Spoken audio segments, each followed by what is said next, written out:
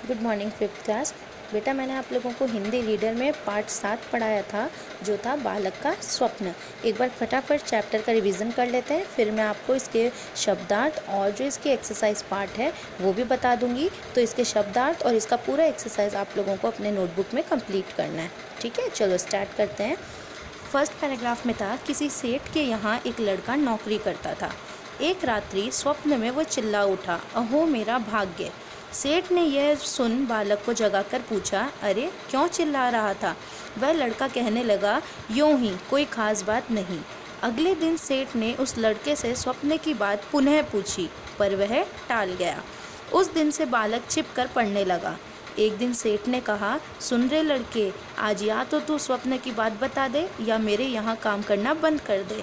लड़का चतुर था, होनहार था, उसने नौकरी छोड़ दी। शब्दार्थ में देखिए, रात्रि मतलब रात, स्वप्न मतलब सपना, खास मतलब विशेष, टालना मतलब अस्वीकार करना, चतुर मतलब होशियार और होनहार मतलब उन्नतशील। सेकंड पैराग्राफ में देखिए, उसने पढ़ाई चालू रखी। इसी बीच उसे गांव के जमींदार के यहाँ नौकरी मिल गई। एक दिन सेठ जमींदार के यहाँ कपड़े लेकर आया। उसने लड़के को वहाँ काम करते देखा। सेठ ने जमींदार को लड़के के स्वप्न और निकाले जाने की बात बता दी। इस पर जमींदार ने उसे बुलाकर कहा, लड़के, या तो तू मुझे अपने स्वप्न की बात बता दे, अन्यथा आज ही मैं तुझे अपने यहाँ से हटा दूंगा। परंतु वह लड़का धुन का पक्का और दृढ़ निश्चयी था।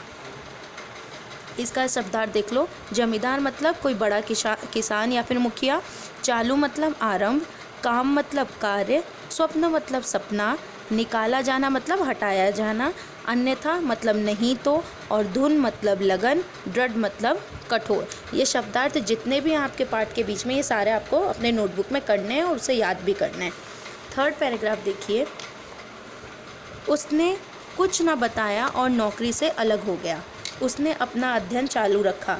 वह किसी प्रकार अपनी सूझबूझ से राजा के यहाँ साधारण नौकर हो गया और फिर धीरे धीरे उन्नति करते करते एक दिन राजा का मंत्री बन गया।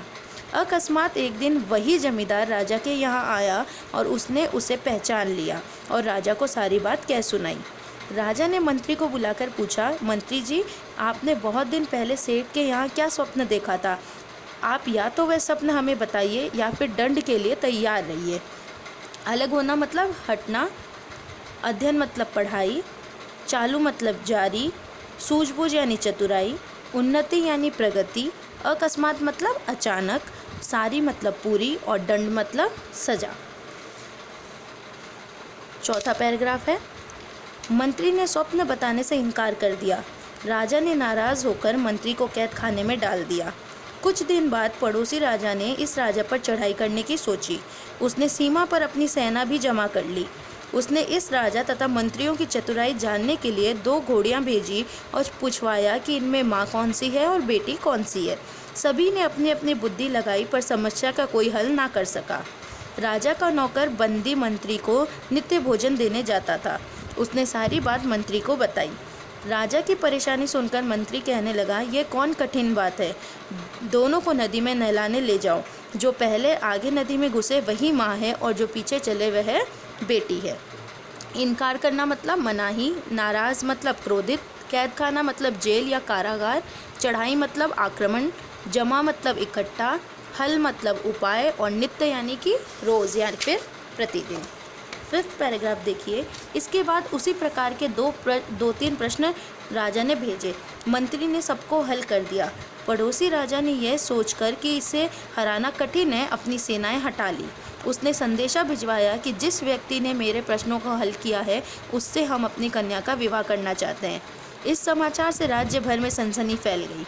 उस बंदी मंत्री की चारों ओर प्रशंसा होने लगी। राजा ने उसे तुरंत मुक्त कर दिया। इसके बाद पड़ोसी राजा ने अपनी कन्या का विवाह उससे कर दिया। राजा ने मंत्री को अपना आधा राज्य भी दे दिया। इसके बाद इस राजा ने भी उसे बहुत सी चल और अचल संपत्ति भी दी। हल मतलब जवाब या उत्तर, हराना मतलब पराजित करना, संदेश मतलब सूचना, कन्या मतलब पुत्री, विवाह मतलब शादी, सनसनी मतलब कौतूहलता, प्रसन्नता यानी कि तारीफ, मुक्त करना मतलब छोड़ देना, चल और अचल संपत्ति यानी जमीन जायदाद धन आदि। 6 पैराग्राफ देखिए। कुछ दिन बाद एक दिन प्रातःकाल इस मंत्री राजा ने दोनों राजाओं, जमींदार तथा सेठ सभी को अपने यहाँ आमंत्रित किया। जब वे सब वहाँ उपस्थित हुए तो उस समय वह मंत्री राजा पलंग पर महल के विशाल एवं सुसज्जित कक्ष में लेटे थे।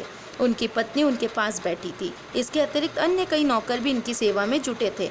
चारों व्यक्ति भी उसके आसपास बैठे थे। तब उस मंत्री राजा ने कहा, यही दृश्य जो आप लोग इस समय यहाँ देख रहे हैं मैंने स्वप्न में देखा था, और तभी मैं स्वप्न में चिल्लाया था, ओहो मेरा ऐसा भाग्य। मैंने तब ये बात आप लोगों को बता दी होती तो आप में से कोई भी इसे पूरा न होने देता। हो सकता था कि ईर्ष्या, लोभ और अपमान के वशीभूत आप मुझे मौत के घाट भी उतरवा देते। सच है, अपने मस्तिष्क में जो विचार आए उनकी व्यर्थ चर्चा ना करते हुए उन्हें योजनाबद्ध तरीके से पूर्ण करने में जुट जाना चाहिए। कर्म, कठोरता, लगन और निष्ठा से कोई भी व्यक्ति महान बन सकता है। शब्दार्थ देखिए।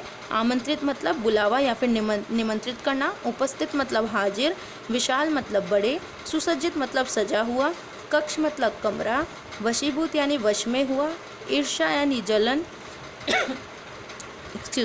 योजनाबद्ध यानी योजना अनुसार। निष्ठा मतलब आस्था।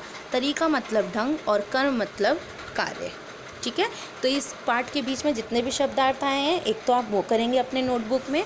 उसके बाद ये जो लिखे हैं यहाँ से आप अपना वर्क करेंगे। सही उत्तर में क्रमशः छांटकर कोष्ठक में लिखें। जैसे सेठ ने उस लड़के से स्वप्न की बात पुनः पूछी पर वह टाल गया। उस दिन के बाद से ही क्या करने लगा वो, तो उस दिन के बाद से ही बालक छिपकर पढ़ने लगा। सेकंड है, जमींदार ने बालक को बुलाकर कहा, क्या कहा था कि स्वप्न की बात बताने को कहा था। फिर यहाँ पे रिक्त स्थानों की पूर्ति करनी है। बेटा इसके सारे आंसर्स आपको यहाँ पर गिवन है। ठीक है, तो मैं बस इसकी रीडिंग कर देती हूँ। चैप्टर मैंने आपको समझा ही रखा है तो आपको कोई प्रॉब्लम नहीं आएगी, और अगर फिर भी कोई प्रॉब्लम आए तो आप मुझसे पूछ सकते हैं। देखो, डैश एक दिन वहाँ जमींदार राजा के यहाँ आया। तो कौन आया? अकस्मात एक दिन वही जमींदार राजा के यहाँ आया। अकस्मात मतलब अचानक। उसने अपना डैश चालू रखा। क्या चालू रखा? अध्ययन यानी कि पढ़ाई। वह किसी प्रकार अपनी डैश से राजा के यहाँ पर डैश हो गया, यानी अपने सूझबूझ से राजा के यहाँ पर नौकर हो गया। ठीक है। थर्ड है, लड़के का स्वभाव कैसा था? तो लड़के का स्वभाव दृढ़ निश्चय, लगन और निष्ठा से भरा था। फोर्थ है, जमींदार ने बालक से क्या कहा?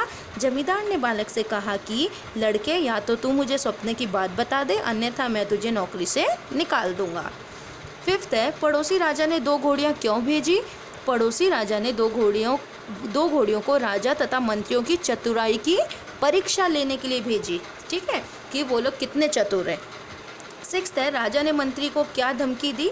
राजा ने मंत्री को ये धमकी दी कि आपने बहुत दिन पहले सेठ के यहाँ जो स्वप्न देखा था, या तो हमें बता दें, अन्यथा दंड के लिए तैयार हो जाएं। दंड मतलब सज़ा के लिए। सेवन्थ है, राजा मंत्री से अपनी कन्या का विवाह क्यों करना चाहता था? मंत्री की बुद्धिमानी को देखकर राजा मंत्री से अपनी कन्या का विवाह करना चाहता था। एट्थ है, मंत्री को अपनी सूझबूझ और चतुराई का क्या लाभ हुआ? मंत्री को अपनी सूझबूझ और चतुराई का यह लाभ हुआ कि दूसरे देश के राजा ने उनके साथ अपनी पुत्री का विवाह कर दिया और अपना आधा राज्य देकर उसे राजा बना दिया। नाइन्थ है, मंत्री राजा ने स्वप्न में क्या दृश्य देखा? मंत्री राजा ने स्वप्न में देखा था कि वह राजा बन गया है, विशाल पलंग पर लेटा है, रानी उसके पास बैठी है और नौकर आदि उसकी सेवा में जुटे हैं। नेक्स्ट है, लड़के ने स्वप्न की बात सबको कब बताई? जब लड़का राजा बन गया और उसका स्वप्न पूरा हो गया, तब उसने अपने स्वप्न की बात सबको बता दी। ठीक है, और आप ये भी करेंगे बेटा, यहाँ तक आपको करना है। जैसे सूझबूझ, वैसे और भी पार्ट में ऐसे जितने भी शब्द आए वो बताने थे, तो वो है सोच समझ, भूख प्यास, यहाँ वहाँ, आस पास, ये शब्द हैं जो पार्ट में आए थे।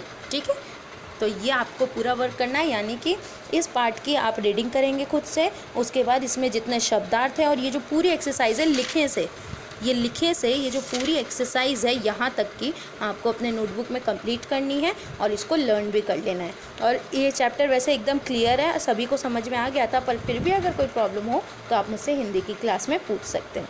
ठीक है, मिलेंगे फिर अपने नेक्स्ट क्लास में। टिल देन आप लोग अपना ध्यान रखिए, अपना होमवर्क कंप्लीट कीजिए। बाय।